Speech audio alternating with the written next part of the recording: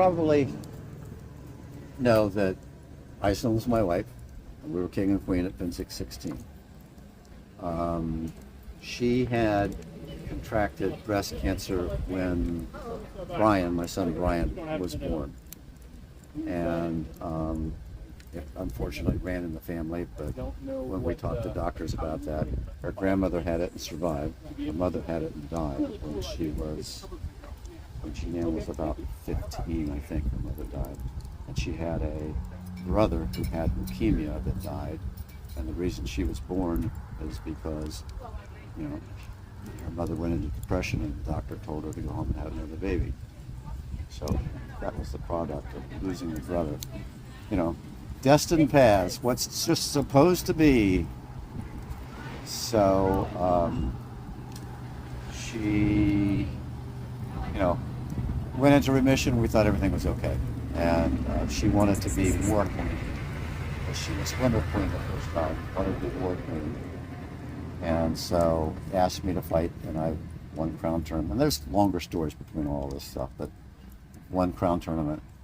And then that was in the fall, and sometime in about January, the cancer came back, and she got a brain tumor. So it metastasized to the brain. And so we had some discussions with the king and the queen, and of course ourselves and Curia about whether or not we should resign.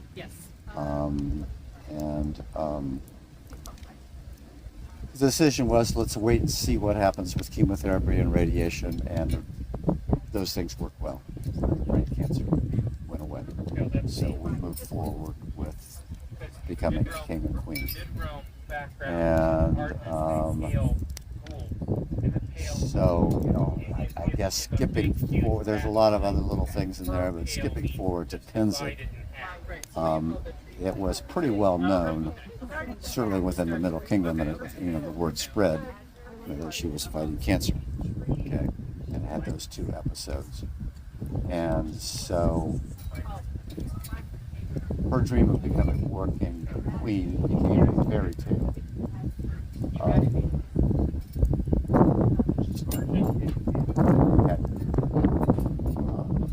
This is a picture of the procession of opening ceremonies. And it's actually longer than this because we had all the kingdoms except the East and the West. The West brought 10 people, and the king of the West was an old knight from the East Kingdom, so he was fighting for his kingdom. And the king of the East was Randall, and he was a friend of mine. We'd known each other for quite a few years. Couldn't have asked for a better king. And he said, I would like to fight for her, but if I did, there would be no war. So the majority of those allies, of all those other kingdoms, didn't fight for me. They didn't fight for the Middle Kingdom. They fought specifically for her. So that's why it's called Eislinn's War. They fought for her. The squires of the Middle Kingdom all fought for her. They would normally fight with the Mid-Rum Royal Army, but they formed their own unit. It was called Eislinn's Guard. And all the Mid-Rum squires fought specifically for her under Queen Eislinn's banner. So, there's lots of little things that happened, during the battles. The squires, swearing fealty to her, and lots of things like that were just absolute dreams. The Tuchuks fought for the East, but they came into war court, our war court, Middle Kingdom war court. 16 was the first time that we did a Middle Kingdom war court. 16 was the first year that we did a state dinner. We did a lot of things for the first time that are now carried on. Tuchuk came in, and they were kind of, he started off by saying, we would like to fight for Eislinn. They got kind of boisterous about it, but, kind of settled down and said, we would like to fight for Eislinn. But if we did, the same thing you said, that there wouldn't be anybody to fight. So we're going to fight for the East. Of course, it's not a kingdom, but 2 Chucks. And then he turned around and said, King Talamar, watch out, because we're coming for you. It's like, okay, come for me. Yeah. So, let's come back to Eislinn. So they attacked what would have been my left flank en masse, and they broke through. And you know Komar, right? Duke Komar.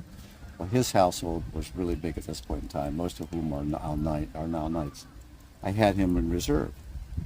And, they'd kind of been setting, there's no combat archery, so they had the helmets kind of cocked and things like that, just waiting for that moment, because we had plenty of guys.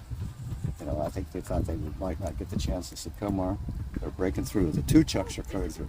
Oh. So he went and hit the two chucks hard and just broke them up. Two guys got through. So I went out, and I think I one-shotted one of them when he was down.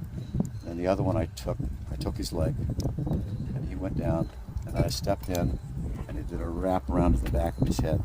And as he fell over, as I'm looking at them, as he fell over, Eislinn was standing there right at the ropes. So I walked over, and I looked at the field, and it's like, this is that end of a battle where you're just chasing him down, but the field is still active. I took her by the hand, up the rope, and I took her onto the battlefield, but it was still active, because I knew that we were in so control that she could safely come onto the battlefield. So, but it was a phenomenon that most people don't understand. She was the queen of the middle, but this is the king of Anstiora, Texas, that says that hill is Mount Eislinn. That's the original scroll that I got at Pennsic 17. So it so affected them, He wouldn't have been a king at that point in time, as a fighter. He's here, but he decides that has to be done. That's a poem from a guy from Antier. This is, and I selected things to show the wide variety of people that were affected by her. This is a sympathy scroll from the East Kingdom group. The head of that unit that was Eislinn's guard was Galen of Newark, and this is a poem that he wrote. So artifact-wise, and then the scepter is in the box, and I'll open it up. Are you here? Punches? Oh, well, you're listening to the story then. We are. We were enjoying the story. So keep listening. I will punch your ticket. So at Mid-Rum Court, Mid-Rum had never held a court at the war. It was always a war court with everybody. We were getting too big, and we had decided years ago that only peerages would be made at war court. We don't even do that anymore. So we held court, and it was going to be something reasonably simple, but when we went from the Appalachians to the Rockies, and from the Smoky Mountains to the North Pole, there were lots of people that deserved awards that wouldn't get it from the hand of the king. They would just go through the mail or Mongol Express or whatever. So, a lot of times they would come to Pennsic, and so people were saying, are you going to have a war court here? Can so-and-so get an AOA from you? Can so-and-so get this award? Can so-and-so get this award? So it really grew, and it was a 2-hour-long court that we had a break in the middle, and I bought popsicles for everybody in the audience. So it was called the Popsicle Court. So at the beginning of court, she was off getting these allies. And when she came into court, it had already started, and she came in on a golf cart because it was getting a little difficult to walk. And when she came up, Eldamir was part of the Middle Kingdom. It wasn't his own kingdom at that point in time. And they presented us with 2 plaque crowns, which the king and queen still wear to this day, and this scepter. And so when Eislinn came in, and I helped her up onto the dais and things like that, and I had, hundreds of people out there, and it's like, I said, kneel before your king. And I got this. And she knelt down. Said, because these were the crowns that we wore. Said, give me your crown. And I got this. And so I took that, set it down, and I put the plaque crowns that we'd just been given.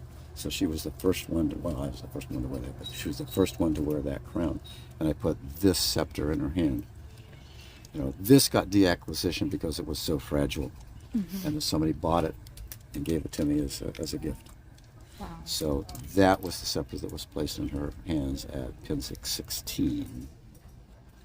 So, and that's kind of a memorial. That's the pail of a memorial. Cancer, she went back at the middle of Pennsic. We were here for 2 weeks, and she went back, I think, over the weekend because she had a doctor's appointment, and it had metastasized to the other breast. And he said, you need to go to in Cleveland Clinic, okay? And there's nothing more than I can do. And so after Pennsic was over and we got coronation out of the way, we went to Cleveland Clinic, and the bad news was there's nothing that we can do, and you've got 6 months to live. So she died in March. We stepped down in the beginning of October, and she died in March.